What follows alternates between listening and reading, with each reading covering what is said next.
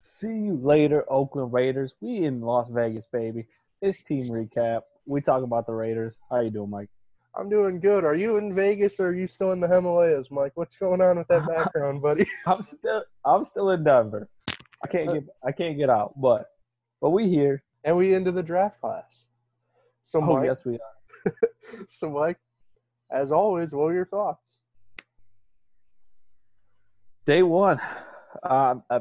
To have two first-round picks, I thought this was a great draft to do. So I think obviously you're like a little more prime pick, but I think two good picks, and I thought obviously two biggest needs. I think they addressed. I think a lot of people would agree. Wide receiver, quarterback were their two biggest needs.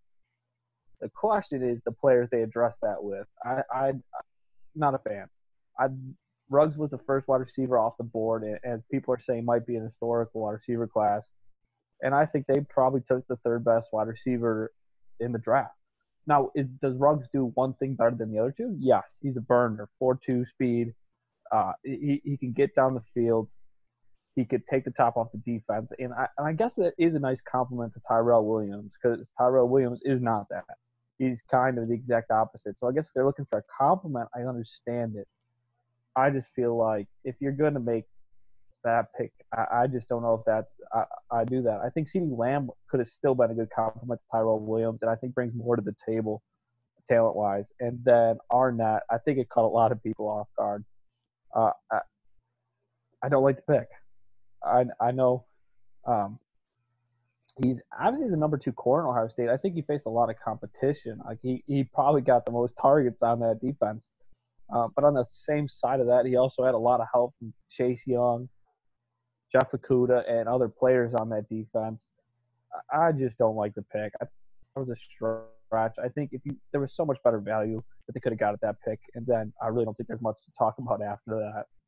Especially, it's disappointing with 3 third-round picks. There were some prime players there that they could definitely benefited from, and I just don't see impact players after that. So overall, not a fan. So I guess what's your thoughts on some of this class?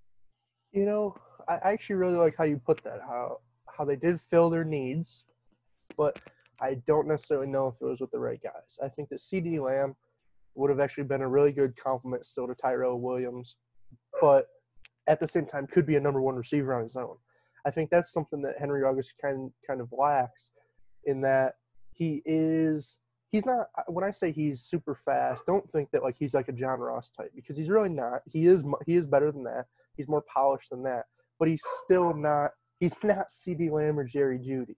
You know, he kind of reminds me in a little bit of almost like a Tyreek Hill. We were talking about his functional speed yesterday being the best in the league.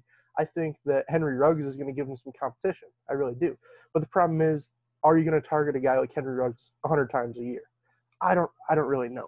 I think you are going to target CeeDee Lamb and Jerry Jeudy 100, maybe even 150 times a year. So that's why I do agree that he was the third best receiver on the board.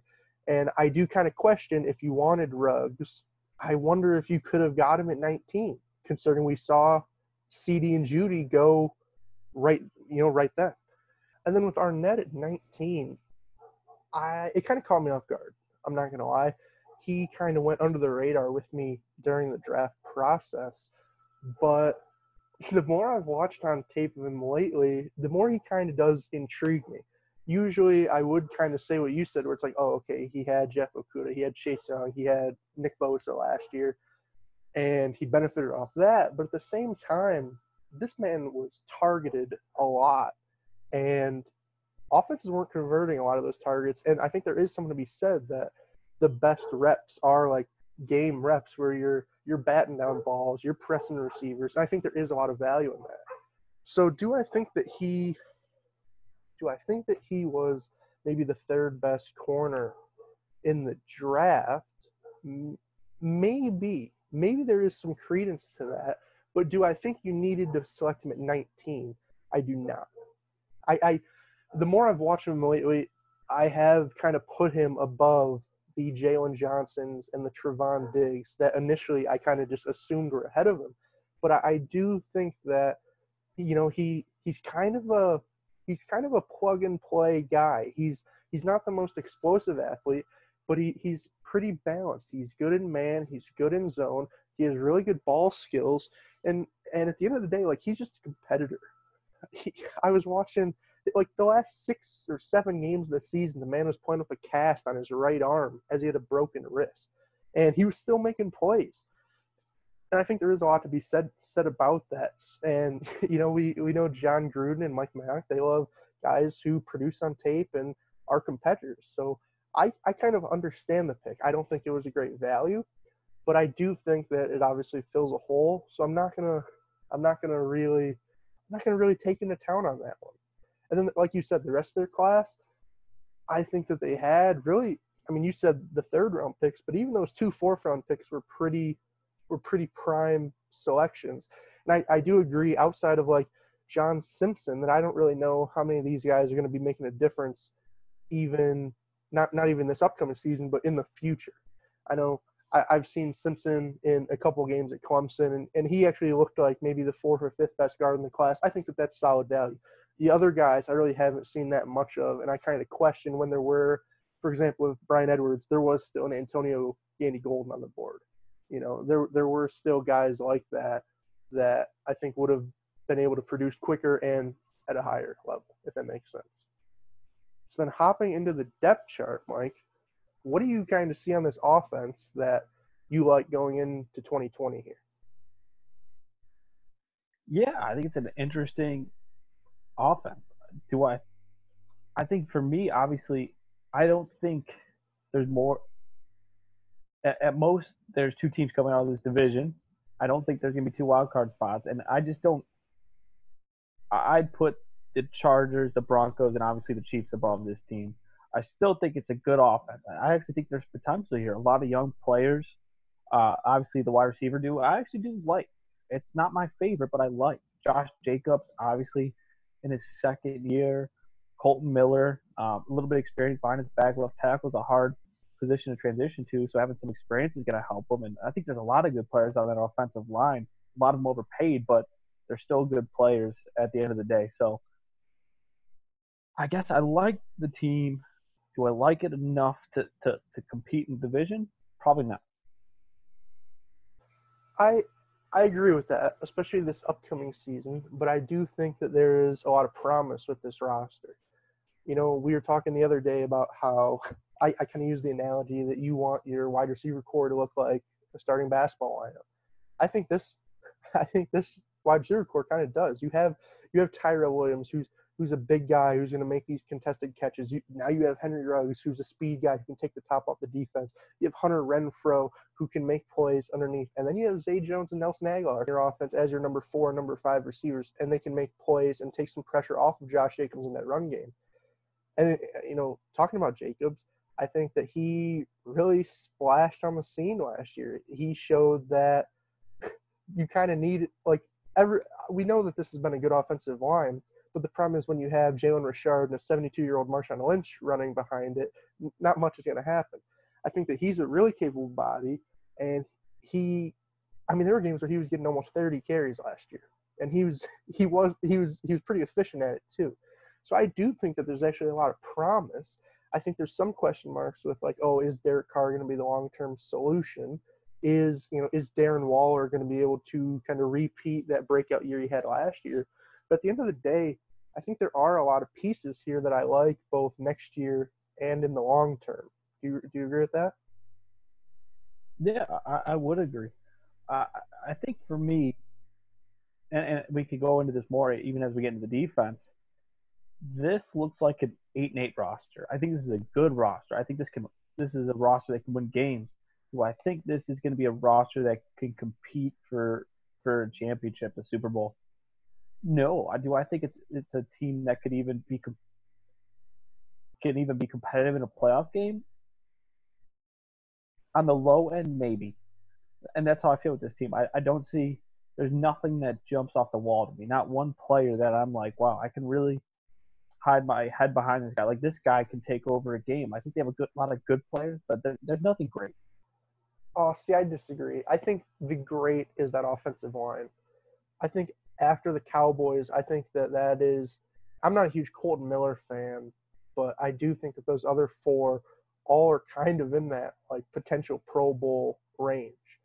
And and then you put a guy like Josh Jacobs behind him, you're forcing teams to stack the box. And now, oh, hey, guess what? Now we have Henry Ruggs. Now we have Aguilar, Zay Jones, Darren Waller, Tyrell Williams, all of whom can make plays on their own, and Derek Carr, who can get those guys the ball. I do agree, though. I do agree that at the end of the day, I think they're going to be, in that kind of 7-9 to 9-7 range. But I do think that this team does have an identity. I want to make sure that we understand that, because I think the first thing in team building, kind of in like a theoretical sense, is that you need to identify like a core competency and define your identity, like what you do well, and then expand off that. And I do have to give Mayock and Gruden credit, because I do feel like they are doing that. Do you agree with that or no?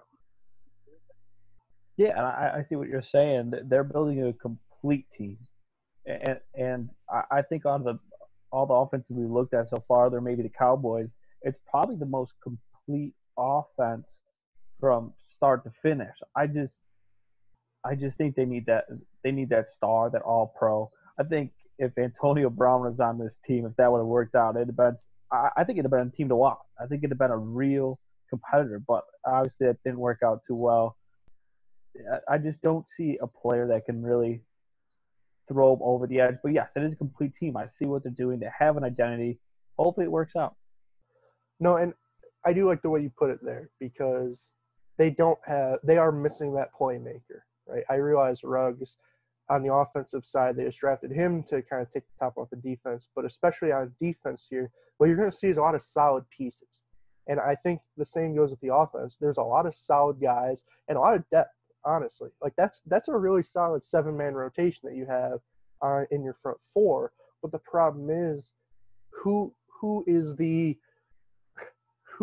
kind of like the Jamal Adams here that's going to be making plays? Who's the Aaron Donald here, the Von Miller? Like, who is that guy? Who's the Khalil Mack, we could even say? I don't think that they have that guy. And that to me is going to be the downfall of this team. Because even if I look at this and say, okay, these are all C to B, like in that B to C range quality players, they don't have really any A's, any A minuses even. And I think that that's going to be the downfall of the Raiders. So what I'll ask you then is do you agree, first of all? But second of all, if you did have to see any of these kind of young guys develop into those playmakers, do you think there's any on the roster? And if so, who are they? Yeah, it's kind of – I actually do like what Mayock – and just looking at the full depth chart, they are a complete team. There's not really – other than linebacker, I think there's no real true hole on this team, and they have depth. Like Nassib, Hankins, Key, Mullen, all solid backups, and more than some teams have starters in those positions. So, but I think with the way free agent works, the free agency is looking right now. I know you said players to develop, but maybe a player already developed. If they can make a trade, maybe Max Crosby and a second-round pick for a player like Yannick Ngakoue, that might be the playmaker they're looking for. I don't know if I see anyone that's really going to stand out and become that all-pro player on this side, but maybe they could trade for one. No, that's a good point. I agree with that. There are definitely guys that are on the market that would be able to improve this team, especially when you look at it and say, okay, we'll take that C plus, B minus player and pair him with a good pick. And I do think that they might have kind of missed their opportunity to do that a little bit, considering this past year they did have so many of those 3rd and 4th round picks through the Amari Cooper trades, the Khalil Mack trades, all these different trades, and add some of our young pieces that are pretty good to get the potentially great players. Like Yannick was a really good shout out.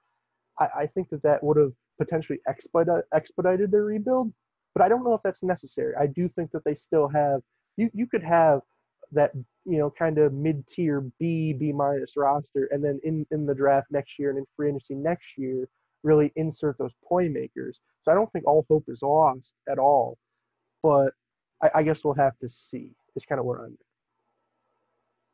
Yeah, and I guess another point I would make on this team is I think me and you both, like, if you nail picks in the draft, you have good development, build it in-house. I think it's a great thing to see.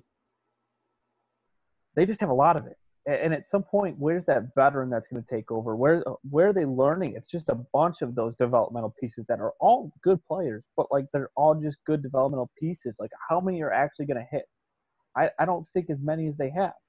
So that I think that's where I'm having a hard time seeing it, is because I'd love to see some of these players on other rosters starting. It's just there's too many of those players that I feel good with, not great with. No, I agree with that. I know you kind of mentioned the linebacking core earlier. So, like, an example of that is they just brought in Corey Littleton and Nick Kwiatkowski this offseason. And it's like, okay, those two guys last year combined for 200 tackles.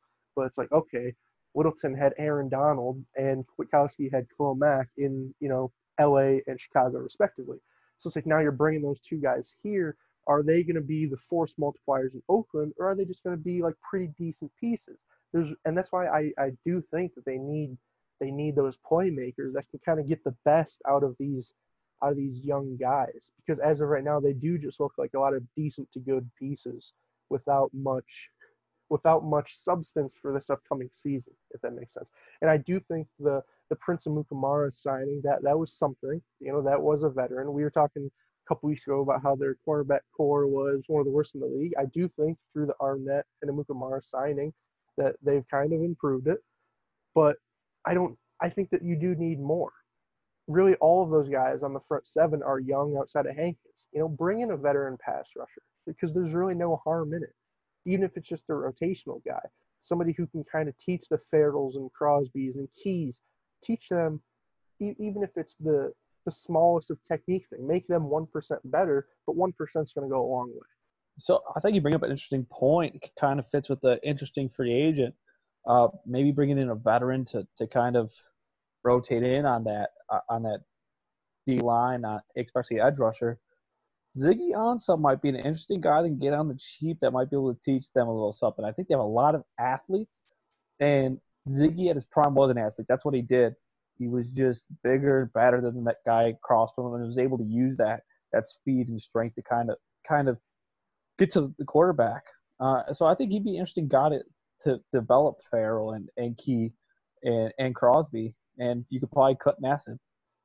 No, and I think that's a solid option. Or I'll raise your Ziggy. You could almost go Everson Griffin. Honestly, that's another guy who I think he's almost achieved more than Ziggy Ansah, and he is kind of in that same prototypical 4-3 defensive end. He can do it all. He can play the run and the pass, just like Ziggy, but I do think to a slightly higher level. So I'm sure that those guys could glean a bunch from a guy like Ziggy or Everson, but ultimately it'll be on Gruden and Mayock to do that. I'm not 100% sure that they will. But at the end of the day, whoever they bring in, Mike, we're going to see him in the games. So right away, maybe, usually I ask, like, what are going to be some super important games? But I think that we all agree that the Raiders maybe aren't going to be fighting for the division. So instead I'll say, what are some winnable games to you here that maybe Raiders fans should be looking forward to? Yeah, and again, I said that I think with the 8-8, what that means is they can be in basically every game they play. I think there's gonna be a lot of close games. Yeah, could they get beat pretty bad? Yeah, but they can also beat a team pretty bad. I think they have the talent to do so. So obviously, I think a couple ones. I think game week 1 is a really easy win for them. At least it should be. I think they have the talent that they should be able to run over the Panthers pretty quick, and that might be able to elevate their season, kind of getting off on a strong note. And then obviously week 2 they have a game. So I think after that they have the Patriots, also another winnable game, and then they got a tough stretch.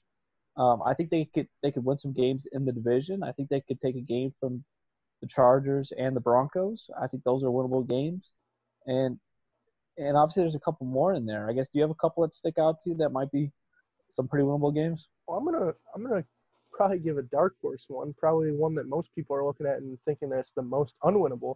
I'm actually gonna point out Week 7 against the Buccaneers.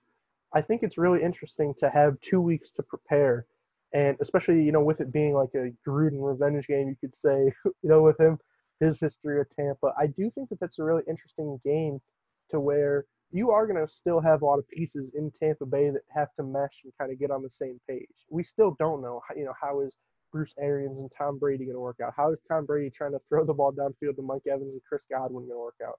How is that whole tight end room going to work out? Is OJ going to be getting left out? Connor Brady? We don't know. Cameron Brady, excuse me. We really don't know. So I think that you could kind of find a team like that who has a lot of question marks. Even though I do think the Buccaneers are more talented, you could kind of catch them slipping when you have 2 weeks of preparation. So I think that's a really interesting one. Another really competitive game that I'll point out is like week 14 against the Colts. Obviously, we've seen Phillip Rivers going up against this Raiders defense for years now, but I do think that the talent on both of those teams kind of match up pretty well. Obviously, we've seen the Colts upgrading their front seven, bringing in like DeForest Buckner, and as I said, I do think the Raiders' biggest strength is their offensive line. So I do think that those two teams match up pretty well. I think that'll be a really interesting game. In terms of just straight wins, I do think games like the Dolphins or the Panthers, like you said, those should probably be wins, but obviously it is the NFL. At the end of the day, anything could happen. But what we're asking you to make happen is like, comment, subscribe if you enjoyed the video. And if you want to see future team recaps, maybe of your favorite team, just drop them down in the comments. Like, if somebody says, like, hey, can you guys do the Buffalo Bills next? What team are we doing? The Buffalo Bills.